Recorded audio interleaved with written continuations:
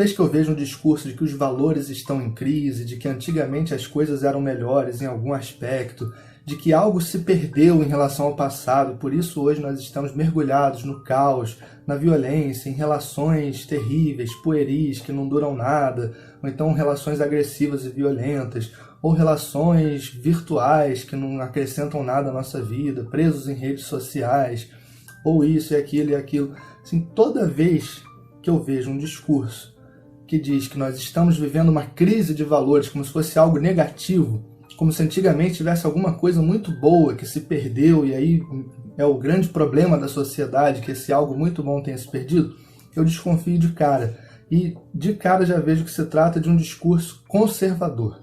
O conservadorismo está muito ligado a uma nostalgia, né? A nostalgia de um passado imaginário que era muito bom, né? Um paraíso passado que era excelente, e aí algo se perdeu, muito provavelmente porque a juventude que chegou não soube manter isso que era tão bom no passado, ou atuou ativamente para destruir isso que era tão bom no passado, e aí transformou a sociedade numa coisa pior, numa coisa ruim, que agora todas as relações não valem nada, e é tudo muito pueril, e é tudo muito vazio, ou então é tudo muito violento e agressivo, porque antigamente as pessoas se respeitavam, porque antigamente os relacionamentos duravam, porque antigamente o aluno respeitava o professor, porque antigamente os filhos respeitavam os pais, e hoje em dia nada disso acontece. Ora, tudo isso é mentira, né? Tudo isso é mentira.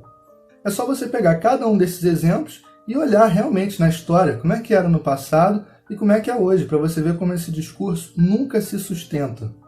Eu, como professor, já ouvi muito, por exemplo, que antigamente os alunos respeitavam os professores, a escola funcionava, era tudo muito bem disciplinado. Hoje em dia é muita indisciplina, ninguém respeita ninguém, não sei o quê. Vamos lá, como é que era a educação antigamente? Como é que era a educação há 100 anos atrás? Digamos assim, 1920. Primeiro, era super elitista, era para 5% da população. Hoje a gente conseguiu incluir muito mais gente dentro do sistema educacional. E eu não acho positivo que a educação seja só para 3, 4, 5% da população e a gente achar isso positivo, né? Como se algo tivesse se perdido porque agora muitas pessoas estão dentro do sistema educacional. Outra coisa que essas pessoas que dizem que antigamente era muito melhor a educação enchem a boca para dizer é que não, porque a gente quando desrespeitava o professor tomava palmatória na mão, ajoelhava no milho, ficava de castigo voltado para a parede.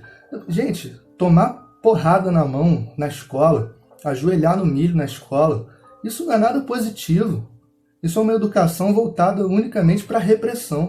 Isso é uma disciplina voltada para produzir submissão.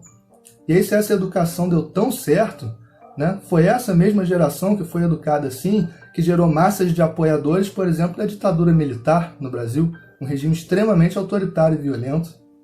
Quer dizer que deu certo essa educação? Qual é a medida para você dizer que uma educação deu certo?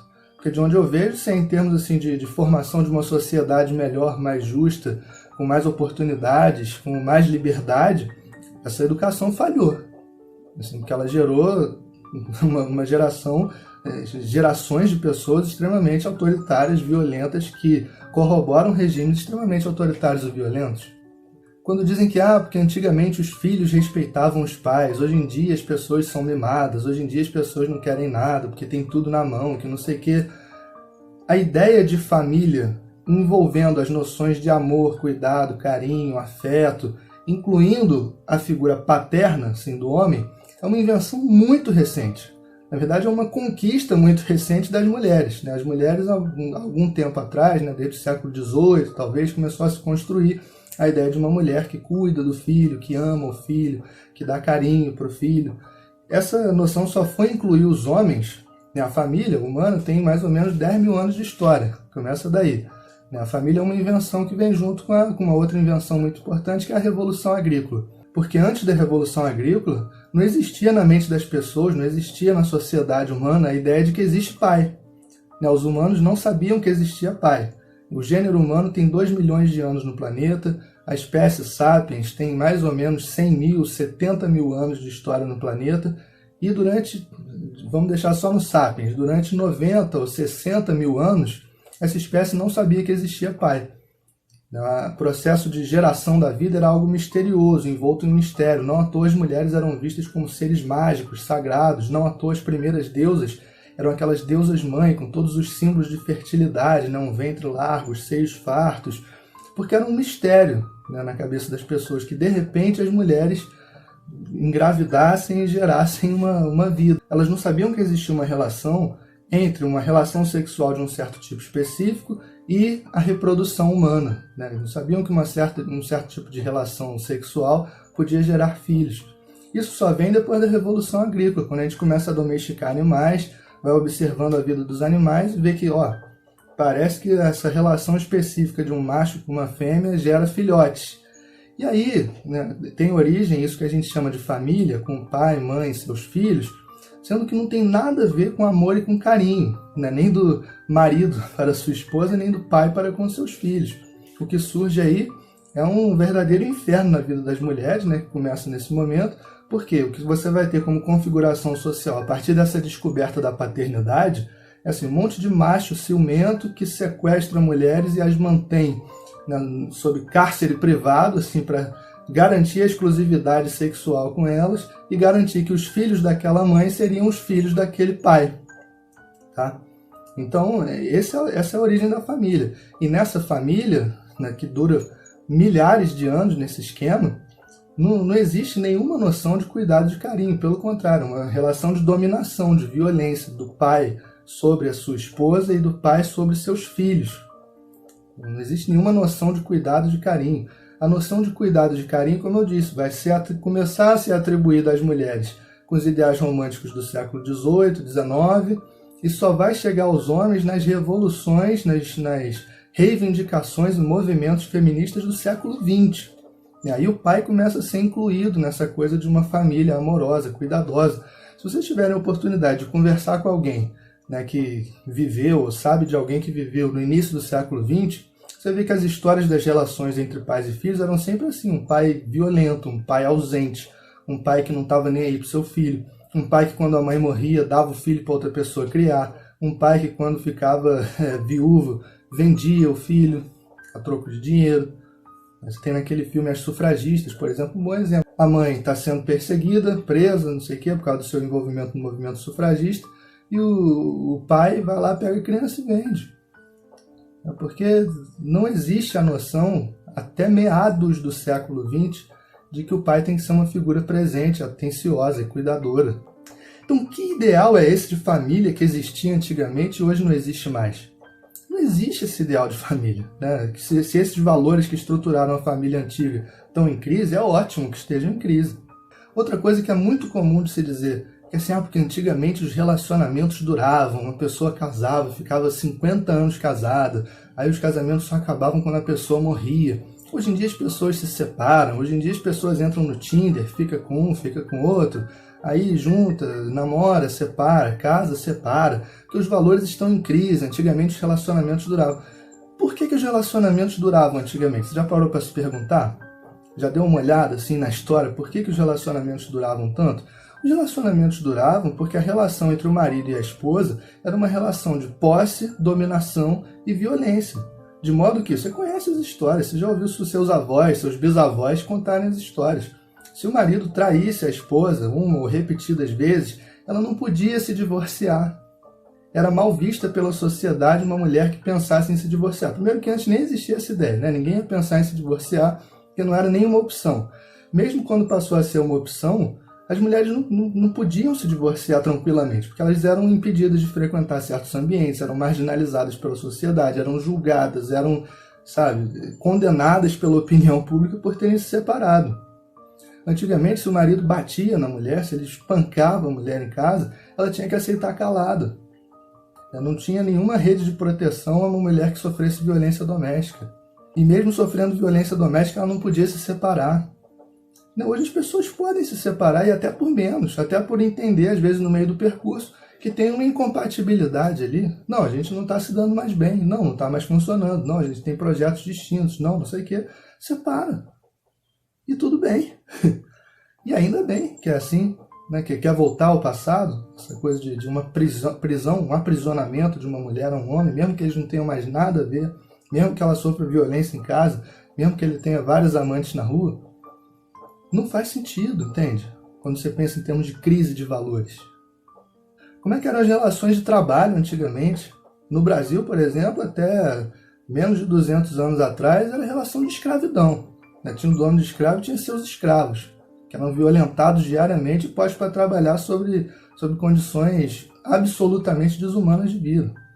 Então algo se perdeu nas relações de trabalho. Hoje em dia, os empregados não respeitam mais seus patrões e as condições não estão mais tão boas quanto antigamente, como a gente vê falar, que antigamente tinha emprego, antigamente os empregados respeitavam seus patrões, antigamente tudo funcionava.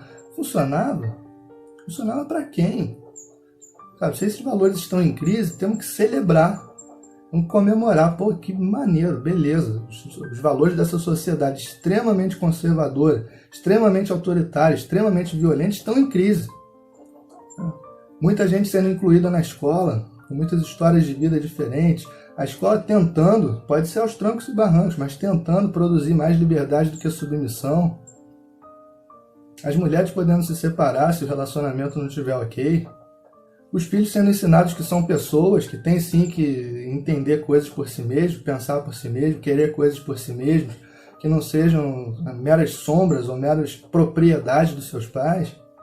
Aí outro dia me mandaram um vídeo, de um cara assim muito arrumadinho, de óculos, na televisão, dizem até que ele frequenta a Globo de vez em quando, supostamente é um psicólogo famoso, Aí falando assim, esse discursinho de que antigamente as coisas eram muito boas, mas as crianças começaram a ser mimadas pelos seus pais, porque os pais dão Netflix, porque os pais dão não sei o quê, porque os pais dão tudo. Porque antigamente a gente usava o sapato furado, usava a camisa até ela estragar. Que antigamente a gente fazia só o desejo dos nossos pais. Se o pai quisesse ver televisão, o pai que ia ver televisão, não era criança.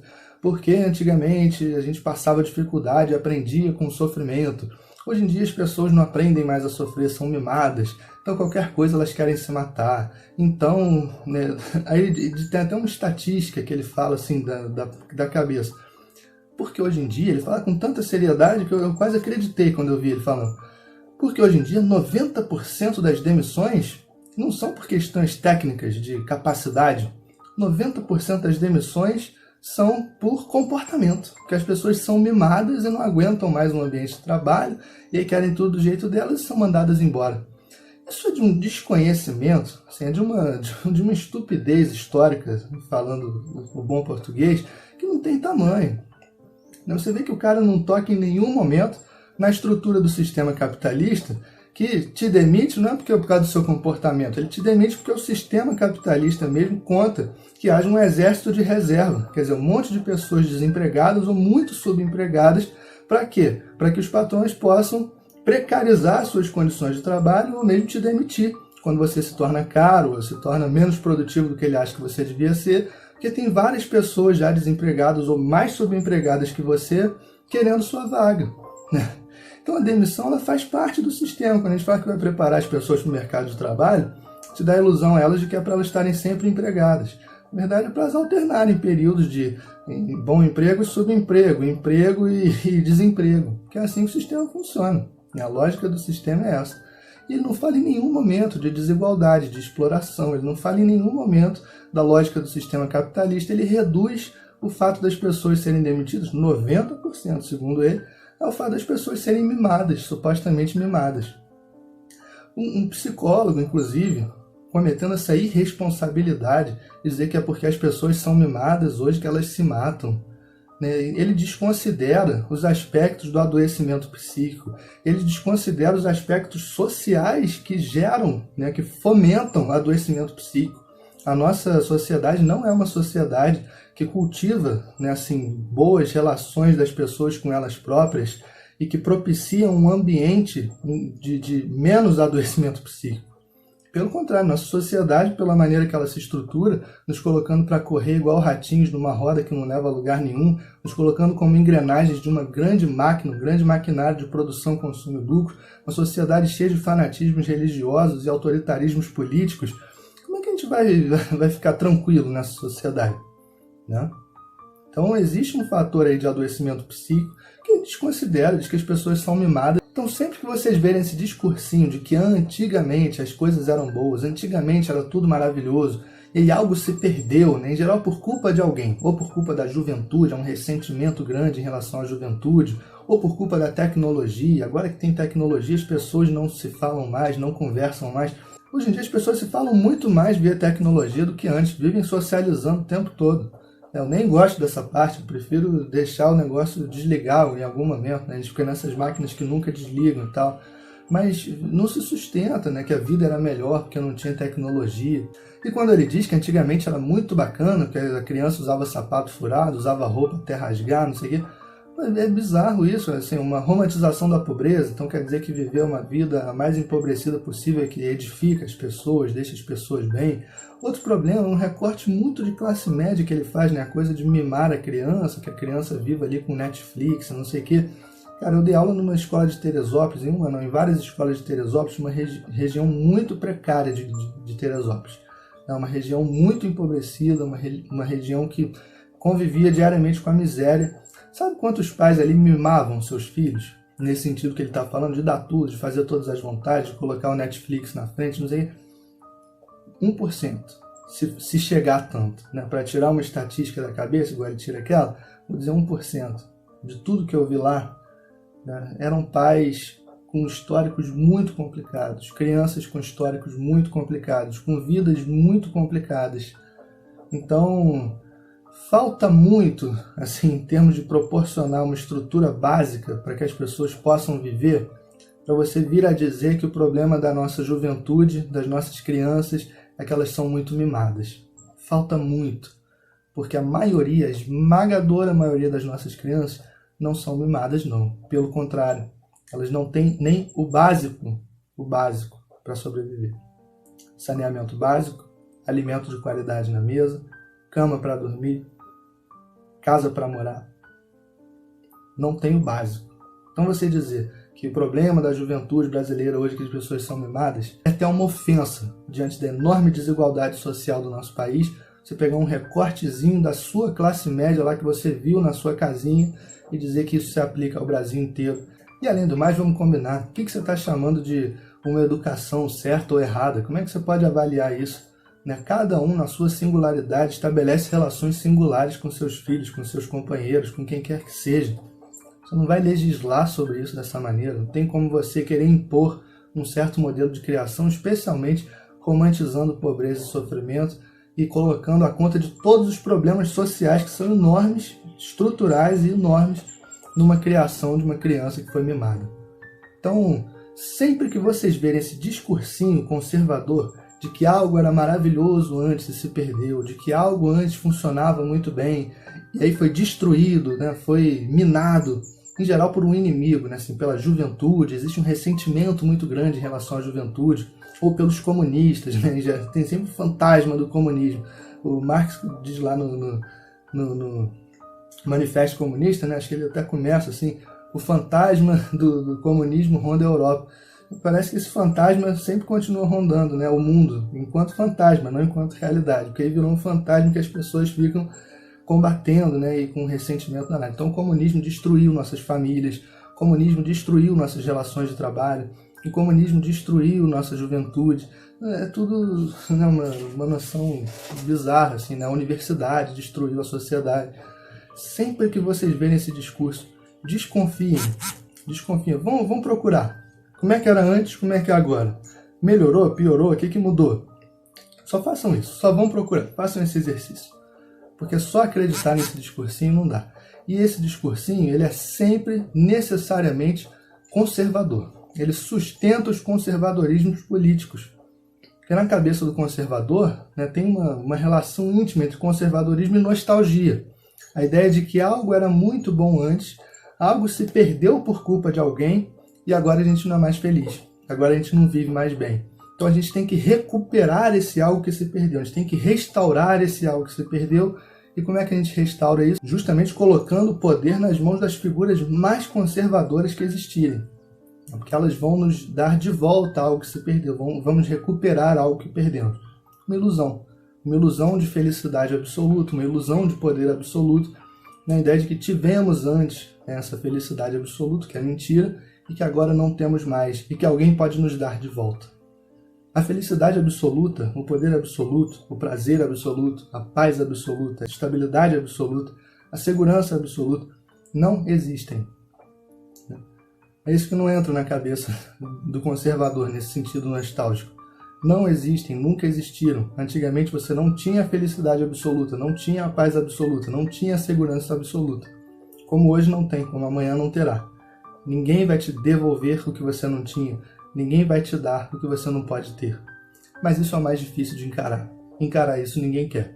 É melhor criar ilusões de que no passado, ou no futuro, ou em algum além, a felicidade absoluta vai vir, a paz absoluta vai vir, a segurança absoluta vai vir, o poder absoluto vai vir.